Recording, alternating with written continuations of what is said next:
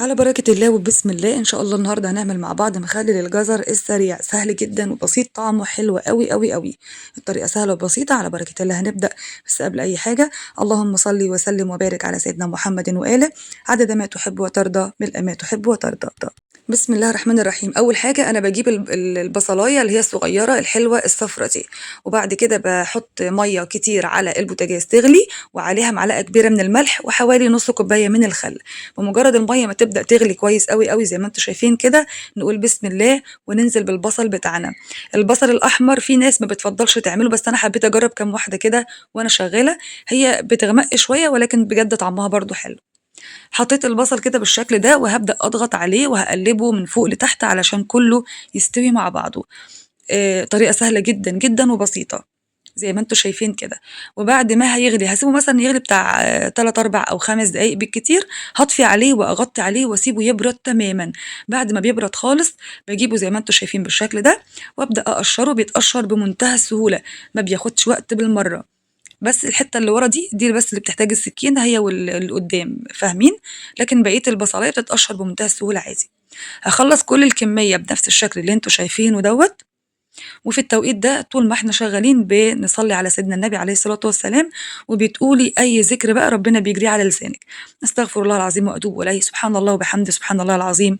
لا إله إلا الله وحده لا شريك له له الملك وله الحمد وهو على كل شيء قدير. أي دعاء أي ذكر ربنا يجري على لسانك قوليه وانت شغالة. ودايما قولي اللهم بارك لي في هذا الطعام عشان تلاقي فيه بركة ويبقى طعمه حلو إن شاء الله ويبقى وفير عندك. خلصنا كل كمية البصل اللي معانا وهبدأ أشطفه كويس جدا جدا بمية جارية زي ما انتوا شايفين بالشكل ده. دي مرحلة مهمة قوي علشان أي شوائب كانت فاضلة من القشر أو من المية اللي احنا سلقنا فيها تخرج معانا زي ما انتوا شايفين. بصوا شايفين ما شاء الله البصلة لسه ما اتسلقتش ما استوتش في المخلل ومنورة وعاملة ازاي. كده احنا بنشكر الحاج صاحب البيت لأنه استعنا بيه في غسيل البصل ده. زي ما انتوا شايفين كده غسلنا كويس جدا جدا جدا.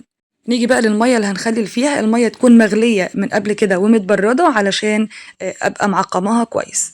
معايا هنا دي قرون فلفل اللي هي الحارة قوي الحامية، ومعانا هنا ملح خشن، ومعايا كام جزراية كده هنبشرهم وهنستخدمهم في المخلل ده. الملح الخشن بتاع التخليل بيبقى حلو جدا جدا، أفضل من الملح الناعم بكتير قوي. هجيب بقى الحاجة اللي هبدأ أستخدم فيها أو أشتغل فيها، هحط شوية من الملح الخشن كده وعليهم هنا الجزراية، يا إما تبشريها يا إما تديها خبطة كده في الكبة تبقى خشنة شوية. أنا عملت شوية مبشورين وشوية مفرومين بالشكل ده. والفلفل الأحمر برضو اديته خبطة كده خليته خشن شوية جرشته مع معلقة كبيرة من هريسة الشطة.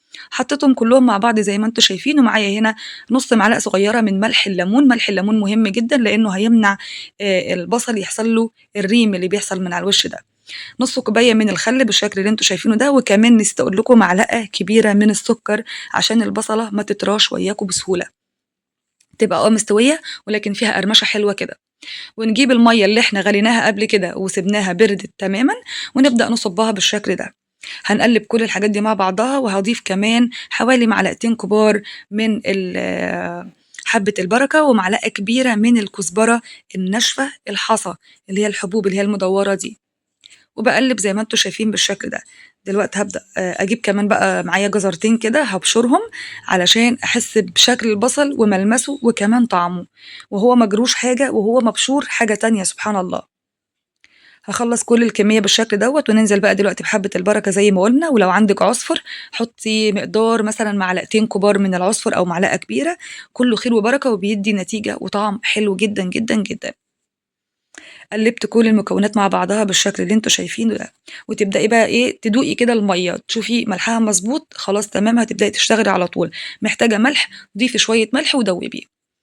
ضفنا بقى البصل بالشكل دوت وهبدأ أقلبه زي ما انتوا شايفين كده. ونجيب بقى البرطمانات بتاعتنا ونقول بسم الله الرحمن الرحيم ونبدأ نحط فيها البصل المخلل بتاعنا.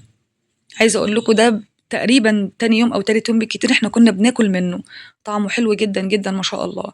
حابة تزودي يعني الفلفل بتاعك ده حامي قوي قوي قوي تمام، حابة تضيفي كمان شوية شطة مفيش أي مشكلة خالص.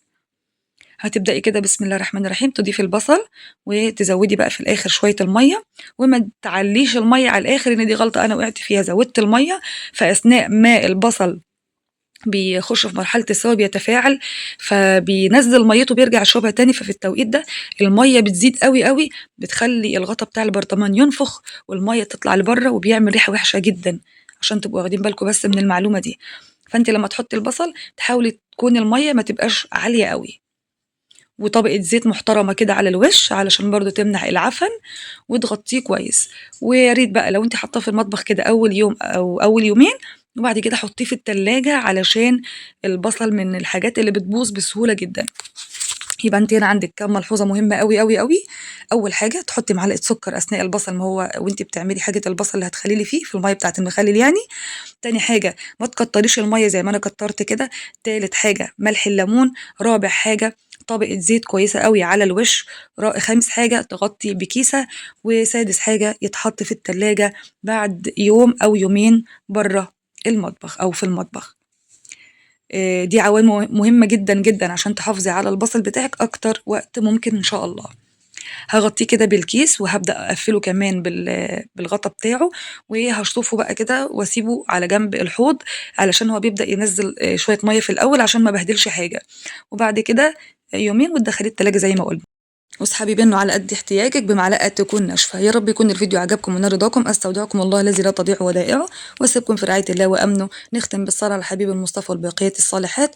اللهم صل وسلم وبارك على سيدنا محمد وآله عدد ما تحب وترضى، ملء ما تحب وترضى. سبحان الله والحمد لله ولا إله إلا الله والله أكبر ولا حول ولا قوة إلا بالله العلي العظيم. سبحانك اللهم وبحمدك نشهد أن لا إله إلا أنت نستغفرك ونتوب إليك.